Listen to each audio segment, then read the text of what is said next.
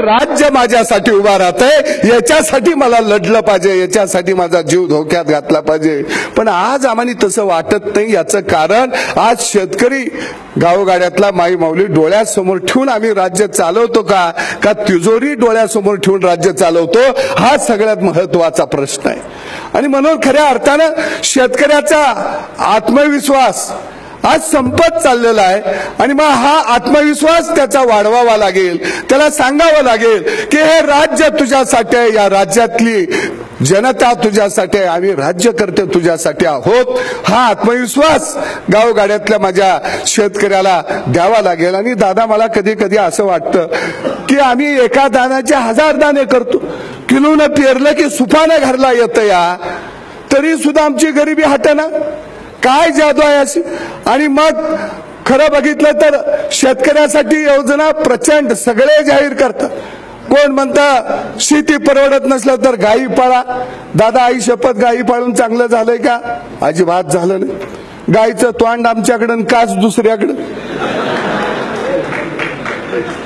आणि मग म्हणजे गाय आम्ही पाळली, पण आमच्या पोरानं तूप खाल्लं नाही, आईस्क्रीम खाल्लं नाही. आईस्क्रीम दुसरंच आणतं या, तूप आमच्या पोरानं बघितलं नाही. आणि जिनी आमचं दही दूध तूप खाल्लं, ते सगळे काकडे साहेब पुण्यात सकाळची व्यायामला पळायला लागले. नवरा पुढं पळतोया, बायको मागणं पळतोया. का? चरबी वाढली. 2-4 गायी घ्यान शान काढा. म्हणजे खरं जर बघितलं तर शेतकरी गरीब काय हे कुणी सांगितलं नाही का? सांगितलं. संत तुकडोजी महाराजांनी सांगितलं, कच्चा माल मातीच्या भावी. संत तुकडोजी महाराजांनी सांगितलं, तू मनविशी साऱ्या जगाचा पुशिंदा, तुझ्या पाठीला रे पोट, आणि आईत खाऊच्या घरामध्ये वाती दह्या दुधाचे लोट. म्हणजे खरं जर बघितलं तर आमची गरिबी सगळ्यांनी सांगितली, पण त्याचा उपाय मात्र कुणी केला नाही. कोणी बी यावं आणि आम्हाने सांग कोंबड्या पाळा, म्हणजे शीट तुमच्याकडे ठेवा, अंडी आमच्याकडे पाठवा. म्हणजे जोडधंदा आम्हाने दिला. डुकरं पळायला लावली, कोंबड्या पळायला लावल्या, गायी पळायला लावल्या. आणि बाकीच्यांना 5वा येतो ना योग, 6वा येतो ना योग, 7वा येतो ना योग. त्याला नाही सांगितलं तिजोरीत खडखडाट आहे, तू बी 2-4 गायी घे, तुझी बी बायको मसर राखी, तुम्ही बी धारा काढा, दूध विका. त्याला सांगितलं नाही. त्यांना 2-2 लाख पगार, 3-3 लाख पगार. आमचा बा 18 तास काम करतोय, आणि हे इकडं 45 मिनिटं कोण शिकवतं या, कोण 6 तास काम करतं या. आणि ह्यांना उन्हाळ्याची सुट्टी, काम सावलीत, सुट्टी उन्हाळ्याची. काय धंदा चाललाय राव.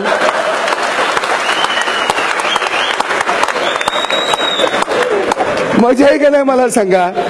आम्हाने दादा सुट्टी बिट्टी काय भानगड नाही. उन्हाळा नाही, नाताळा नाही, काय सुद्धा नाही. गांधी जयंती नाही, सुभाषबाबू जयंती नाही, आमची जयंतीच नाही.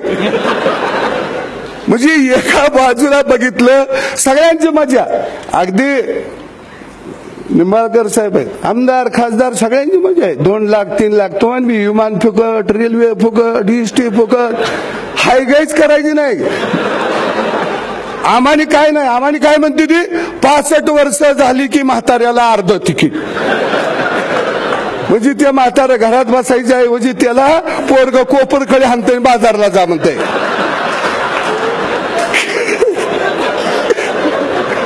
का तर अर्ध तिकीट आहे.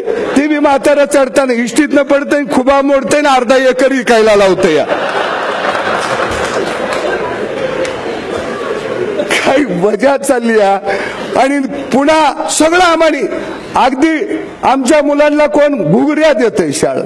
अहो, आमची माई सुपानं दान वाढत्या लंगा गोसावी घरात आला तर, आणि त्याच्या हातात घुगऱ्या देताय तुम्ही वाटी. आणि आम्ही बी वाटी देतो या.